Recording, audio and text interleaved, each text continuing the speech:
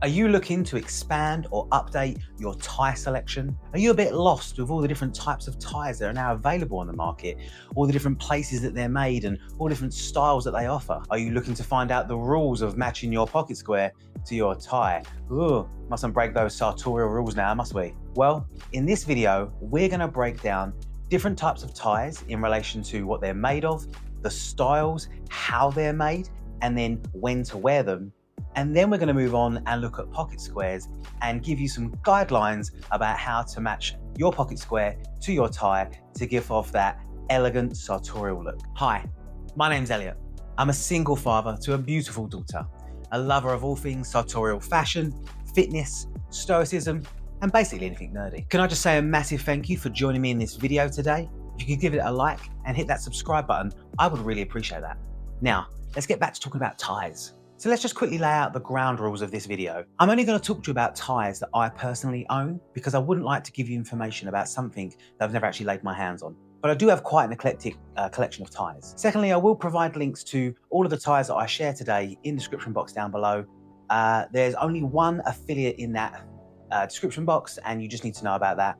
But other than that, the rest of them are affiliate free. They're just ties that I love and own and want to talk to you about. Let's start with the fabric. Now, generally speaking, you're probably used to buying silk ties, but silk is very broad in terms of the term because silk is made in many parts of the world and silk comes in certain qualities. So let me paint a picture for you. Maybe you've been into your local menswear store. I always use Marks and Spencer's as an example here in the UK because it's kind of like the home of sartorial fashion here in the UK to a certain extent. Maybe going to Charles Tyrwhitt, maybe you're into TM Lewin, places like that. And you pick up a tie, and on the back it says 100% silk. And yet, it's got quite a hard feel to it. It's quite structured. It's not loose, it's not floppy. It feels a bit cardboardy. It's still silk, but it doesn't feel very luxurious. Well, that's because it is silk. It's just that the quality of silk that's being used is not very high, and that silk has been stretched out a lot and might have even been bolstered with some man-made materials. We're gonna go a little bit deeper than that. First up, we're gonna talk about your classic printed silk ties. Now, these are usually silk ties that have kind of like an Italian design to them. Maybe they've got like a geometric print. They're very shiny and they're very loose and floppy. Now, back in the 80s and 90s when, kind of menswear was very classic and vintage, all ties were very loose and flimsy. So if you've got a vintage tie like this one, then you're gonna have a really nice silk tie. They are fantastic for all-round business use. But because they are shiny, you have to tread carefully. Because if you try and wear one of those ties to, say, a wedding in the middle of the summer, you might look a little bit overly formal. Don't worry, we'll go through suggestions once we've explained all the different fabrics. So those are what I would consider your 100% classic silk ties, assuming they are of a good quality. Up next, we have shantung silk. Now, shantung, as elaborated by its name, is an Asian silk, specifically a Chinese silk. And it has much more of a slub effect to it. As you can see here, it's got flecks of silk coming off of it. It actually looks a little bit like cotton. And it's one of my favorite types of silk. However, because it's very breathable and very slub-like, it does have a sense of casualness to it as well. Now, these ties come in a myriad of designs, as you can imagine, but they certainly have that kind of matted, slubby effect to it, that textured look to it that makes it slightly informal. Next, we have madder silk. Now, madder silk is made in Macclesfield, or was originally made in Macclesfield here in England, and it has a very matte finish. Now, I don't want to bore you with the history of it, but it's to do with the plant that was used to get the colours on the ties that give it almost a rusty looking colour. So they're often called rust madder silk ties, but we'll just call them madder silk. That has a very matte finish to it without the slub, without the flecks, and generally are quite muted in their colours. They come in, again, different designs and styles, but very muted. And then the last type of silk I want to talk to you about is my utmost favourite, and that's grenadine silk. Now, grenadine is made in one of 2 mills on old-fashioned wooden mill makers in Como in Italy. It's probably one of the most luxurious types of silk you will ever own because it's made by, 150-year-old Italian people apparently. So it's really quite luxurious and premium. But you can see that it comes in that almost see-through approach. There are a couple of different weaves for grenadine. Let's not get too much into the minutiae because they're very similar. But you can see it's got almost a very see-through film to it, and it's very fine. We have traditional 100% silk ties, we have madder silk ties, shantung silk ties, and grenadine silk ties. So already we've got a selection of silk ties to play with here. Next, let's look at things like wool, linen, alpaca, mohair. We can have ties that are made from these things. Now, generally speaking, those ties are what we would call a knitted tie. And I'll put a few examples on the screen here. I'm very lucky that I have knitted ties made from linen, from mohair, from wool. I've got even some knitted ties made from silk, but they're not the best quality, unfortunately. And they are essentially knitted in that they are woven together like you would knit, say, a jumper. So they're very breathable, they're very see-through, and as you notice, they're all very similar pattern. They're that kind of narrow pattern. Knitted ties, generally, by their very nature, are a little bit more informal. Now, you can get wool and all that kind of stuff ties. So I've actually got a linen tie. If I put it here, this is a part linen, part silk tie. You can get them in a traditional tie style, but generally speaking, if you want big, wide ties, you're probably looking at silk because it's easier to produce. So those are the fabrics. Let's talk about when is the best time to wear them. Grenadine silk, for me, is an all-rounder. I would wear a grenadine silk all year long because it's breathable. Yes, it's see-through and breathable, but because it's so fine and so structured in its finality that it makes it very professional and it goes with everything. So if you want a versatile tie, grab yourself a grenadine silk tie. Madder silk, because of its matte and muted feel, is very much a winter tie for me. So I would generally wear it from sort of late August, early September through till February or March. Now, you can wear those ties whenever you want. Don't let me give you the rules. These are just guidelines.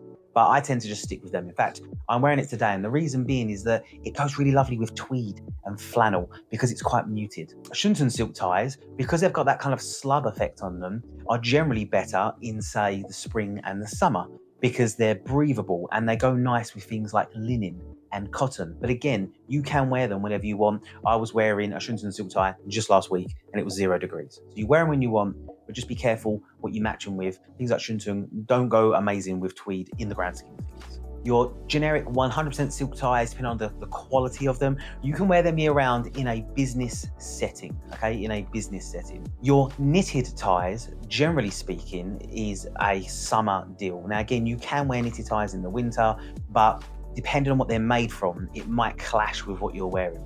The knitted tie, by its very nature, is very breathable, especially if it's in linen or mohair, and it's quite an informal look. So you'd probably want to wear it with your kind of informal garments. It's not something I would wear with a full business suit. I have done, but only if it's a double-breasted suit where you can't see the bottom, and it's usually a very thick wool one. In fact, it's this one here. It's my midnight blue wool one. It's very thick, and it looks very kind of luxurious. Now, let's just talk styles really quickly. We've got the fabric locked in. We know roughly the seasonality of it, but let's talk about styles because there are a couple of different styles. First up, we have those lovely geometric print ties, like this one, okay? Now, it's got a bit of a floral kind of situation going into it, but those kind of geometric print ties, they are a classic tie look. So if you're looking for some sort of classic look, so I'm matching it with tweed today. This is very classic. If you're looking for that, then that's what you're looking for, those geometric print ones. Up next, we have rep stripe ties.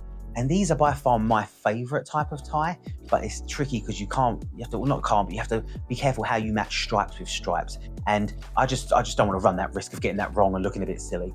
But the rep stripe tie is very military or collegiate, made very famous by sports clubs, swimming clubs, places like that. One of my favorite ties is my Ralph Lauren it's a rowing club tie, it's kind of rep stripe rowing club tie. It's 100% silk, but sadly it's very rigid and stiff, so it's not good quality silk. And it's quite narrow, but it's just the style of it's really lovely. So that is the rep stripe tie. And then you have just your standard plain ties. So these are often like my grenadine silk ties or your knitted ties. However, knitted ties do sometimes come with the white spots on them, or they often come in like kind of like horizontal stripes. So you can get striped ties from there. Okay, let's talk pocket squares.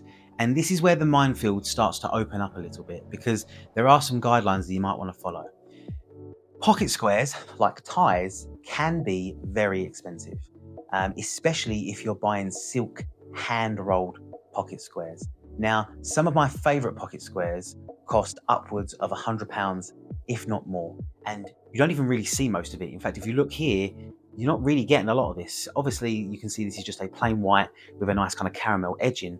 But some of my pocket squares that I'll show on the screen here, you'll see are absolutely beautiful, and yet you only see the tip of the iceberg. So again, let's get into fabrics, styles, and some guidelines. So like ties, pocket squares can be made a myriad of fabrics. The classic pocket square is like a white Irish linen pocket square. And if you just buy one of those, and I'll put a link in the description down below, from the Belfast Bow Tie Company. I'm not affiliated with them. I just love I've got one of their linen squares. That pocket square will take you everywhere, every day. You could spend, I think they're around £25, and you could wear that pocket square every day for the rest of your life, and you would be 100% more elevated than most people you meet. However, if you want to really express yourself, you want to kind of move on from there. Linen pocket squares, you then generally get woven wool pocket squares, although they're quite rare, and then you get silk pocket squares. Now again, the silk situation is a bit tricky. Some places like to sell you grenadine pocket squares. Moss Bros, you're a bit guilty of this, and I'm going to pull you on it. Your pocket squares are not grenadine, because if that was a big old wedge of grenadine, I guarantee you that'd be closer to £300, not the $59.99 that you're selling it for. So they are grenadine style, in that they're slightly see-through and stuff. You then get things like natural silk, those 100% silk like we talked about earlier, have been quite flimsy and quite shiny. They have like a floral print on them. I'm actually very lucky that I've actually got a pocket square made from kimono silk, all the way from Japan. And again, it's slightly see-through and it's absolutely beautiful, but my lord, am I terrified to wear it in case it falls apart. Styles of pocket squares. Now, this is where you really get to express yourself. I absolutely love a pocket square. It's one of my favorite things to pick in the morning, because it represents how I'm feeling that day. Am I feeling playful? Am I feeling serious? How am I feeling? And then I've got to match it to the rest of my outfit, which is an even bigger challenge. So you'll probably find you might need more pocket squares than you do have ties if you really want to get to the nitty-gritty. I'm not quite there yet because they are expensive, but I'm getting close. So most styles of really high kind of quality pocket squares are really beautiful. So two of mine have kind of got like a Japanese theme. I've got one with animals all over it. I've got one that's kind of like a bit of an art deco piece. And then you get your geometric prints, your paisleys, and then you just kind of your classic woven ones. Here are the guidelines, okay? You can buy pocket squares made from absolutely any material that you like. It genuinely doesn't matter. Now, usually we would kind of keep linen for, say, the summer, and then we would keep wool for the winter, which is fair and it's true. And you can do that with pocket squares if you wish. You don't have to, but you can. However, a really easy rule of thumb is this. Whatever your tie is made from, your pocket square should not be made from. And if you kind of stick with that, you get a little bit of contrast. So for example, this is a Madder silk tie. This is a cotton pocket square. It's very cotton, it's very rugged, okay? It's not quite linen, it's not that loose, but it's cotton. So they're very, very different. And if you have a really good look at me now, you'll see there is a slight contrast in the texture of those two. Here is the second guideline. A lot of people buy sets where they have ties, pocket squares, and cufflinks of all the same color. And they're very convenient, but the only way you're gonna get away with that is if you buy two sets that are very similar in color, because your pocket square shouldn't be made from the same material, color, pattern as your tie, according to the classic Sartorial gentleman. And I like that guideline, okay? I quite like it, because if I look back to pictures of how I used to dress when I used to do that, it does look a bit kind of tacky. And especially when it comes with the little flower that goes here as well, you're all matching here. It looks like you're off to the wedding. So try and pick up one color from somewhere else in your outfit. Now, I'm wearing an off-white shirt. I've got gold jewelry, and there's kind of like orange and reds and bits and pieces in my tie. Now, I could have quite easily gone with a green pocket square, but I didn't want to pick up on the green because there's a lot of green. So I picked up on the subtle color of gold, orange, that kind of color. And that's why I went with this kind of caramel kind of frame. Now, I do have an orange framed white pocket square. Orange goes great against green, but the orange wouldn't look very good against the tweed. So I went with that caramel color, so it looks synonymous, it kind of fits, there's a bit of synergy. If you're really, really not sure, again, you can't go wrong with white. So if you've got a tie, you're like, I just don't know how to match this, and I've got a few like that, I just go, okay, I don't really know how to match this, I'm gonna go white. If you've got a big, crazy silk pocket square, I've got a few of those, they're kind of big, they kind of fall out your pocket in that kind of spezzatura kind of spezzato kind of style, they're kind of, you know, flopping, that kind of stuff. Just be wary of when you're wearing those. If I'm going to a very formal business meeting, I'll go white linen because it's very formal. If I'm going to work but I'm still wearing my double-breasted suit, that's when I'll express myself through my pocket square and do that kind of thing. If I'm just in classrooms doing my day-to-day. So those are the kind of the guidelines that I would give you for your pocket square. Don't match your fabric to your fabric. Don't match color to color. Pick up one of the colors, either of your shirt, of your tie, of your blazer, or even of your trousers or your shoes if you wanted to. Oh, you wanted to know how to tie a tie and how to fold a pocket square? Well, you're gonna have to subscribe for part 2, aren't you? Thank you for joining me today in this video. It felt like a little bit of a lecture, but unfortunately this is just information that unless you kind of pick up as you go along, it's just important to have up front, and it might help you to make some of your purchasing decisions. If you've got any questions or any comments, please put them down below. But please remember, these are just my guidelines. These are not the hard and fast, old-fashioned sartorial rules. Not a massive believer in them, if I'm perfectly honest. I just think you should dress to how it makes you feel comfortable.